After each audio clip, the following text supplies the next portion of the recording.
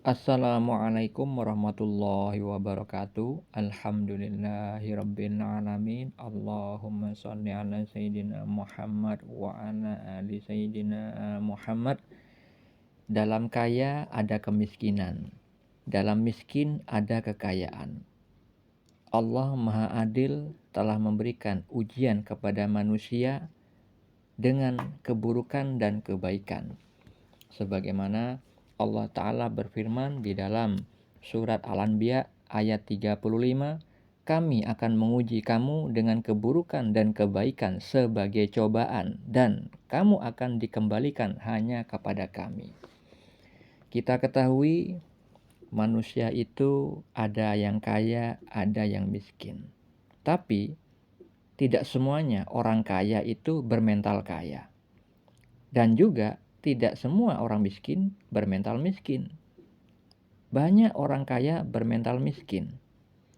Seperti hanya seorang yang sudah memiliki jabatan tinggi di suatu perkantoran, ternyata masih saja kurang.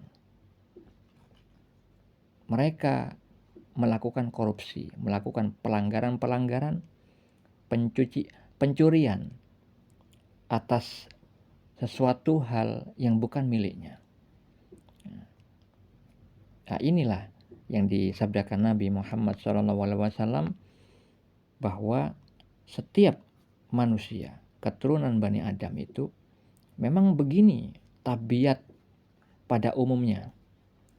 Disabdakan di dalam hadis riwayat Bukhari nomor 6439 dan hadis riwayat Muslim nomor 1048. Beliau bersabda, seandainya seorang anak Adam memiliki satu lembah emas, tentu ia akan menginginkan dua lembah lainnya, dan sama sekali tidak akan memenuhi mulutnya atau merasa puas selain tanah, yaitu setelah mati. Dan Allah menerima taubat orang-orang yang bertaubat.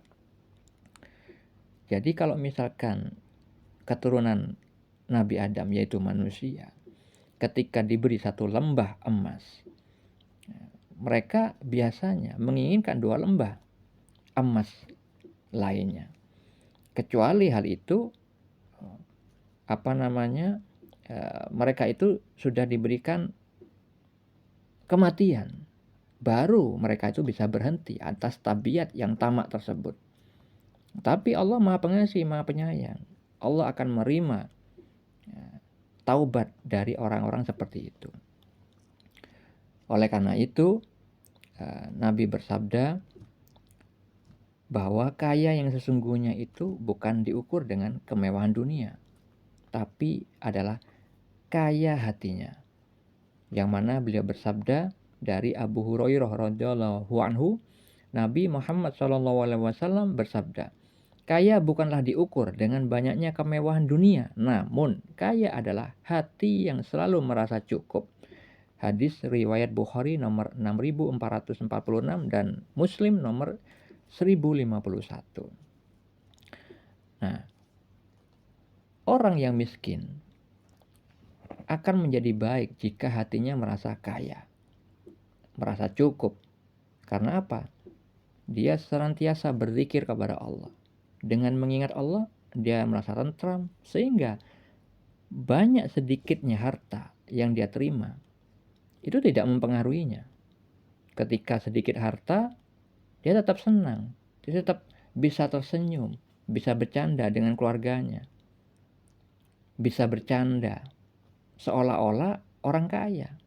Nyatanya di dalam penglihatan mata, bagi orang-orang yang melihatnya, rumahnya kecil, perabotnya tidak mewah, rumahnya sempit, tapi kok terlihat senyum, selalu senang, tidak merasa susah. Karena apa? Punya mental yang kaya, hatinya kaya bersama Allah yang Maha Kaya. Dengan mengingat Allah, hati itu menjadi tentram. Nah, maka orang-orang seperti itu yang beruntung. Dan lebih beruntung lagi ketika Allah memberikan kekayaan kepada seseorang, dia tetap tawadhu, rendah hatinya, tidak menyombongkan kekayaannya, tidak ria atau pamer atas kekayaan yang dimilikinya, tidak merasa lebih tinggi karena kekayaan yang dimilikinya. Itu lebih baik lagi. Karena apa? Orang kaya yang tawadhu, rendah hati, biasanya suka bersedekah, suka membantu orang. Walaupun orang miskin pun sebenarnya punya peluang yang sama. Karena apa? Allah Maha Bijaksana, memberikan peluang yang sama kepada orang kaya maupun miskin. Orang miskin itu dinilai tinggi, lebih tinggi sedekahnya jika dia bersedekah dalam keadaan miskin. Seperti halnya contoh ketika orang itu berpenghasilan rendah, semisalkan 10.000 setiap hari, tapi mampu bersedekah 5.000 di saat hartanya hanya 10.000 sehari, itu sudah disebut oleh Allah itu menyedekahkan 50% dari hartanya. Nah, seperti itu adalah bernilai lebih tinggi daripada orang yang kekayaannya triliunan tapi hanya sedekah 1 juta.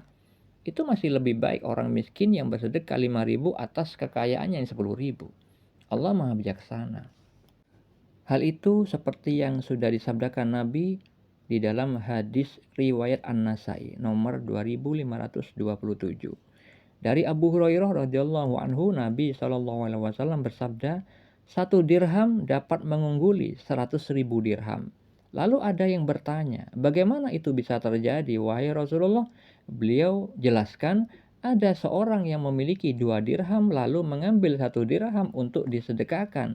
Ada pula seseorang memiliki harta yang banyak sekali, lalu ia mengambil dari kantongnya 100.000 dirham untuk disedekahkan. Nah, itulah sifat Allah yang Maha Bijaksana, tidak menghukumi setara dengan dua keadaan yang berbeda. Oleh karena itu, saya ingin menutup materi ini dengan sabda Nabi Muhammad SAW yang diriwayatkan Muslim nomor 1054. Beliau bersabda, sungguh sangat beruntung orang yang telah masuk Islam diberikan rezeki yang cukup dan Allah menjadikannya merasa puas dengan apa yang diberikan kepadanya. Semoga kita menjadi orang yang senantiasa bersyukur. Ketika diberi harta yang sedikit, kita terus merasakan ketentraman, kebahagiaan, kesentosaan dengan hanya mengingat Allah yang Maha Pengasih, Maha Baik dalam memperlakukan semua hamba-hambanya. Selalu merasa cukup, selalu merasa bersyukur atas pemberiannya.